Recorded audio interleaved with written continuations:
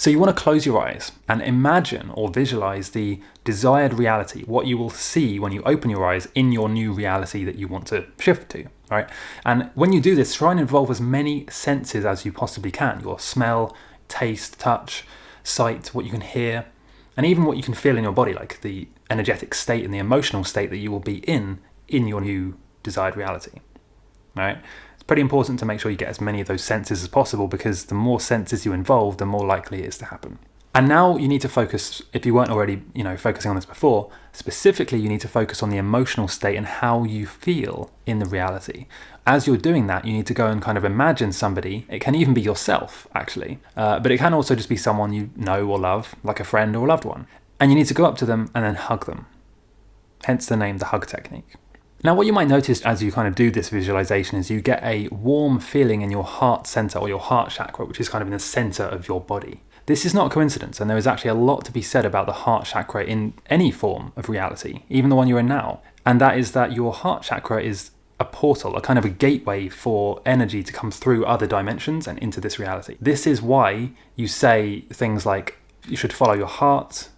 When you walk into a room, you can feel the electricity or the vibe.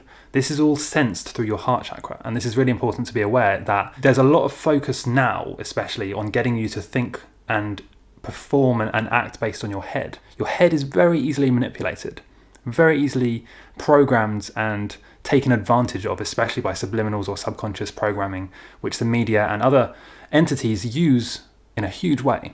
So the mind is so easily manipulated. You need to be using your intuition. Instead of thinking, you need to be knowing. And that comes from your intuition and from your heart. So I'm going off track again. So the heart chakra is kind of where you will feel this connection with the person. It can even be yourself that you are hugging in your visualization.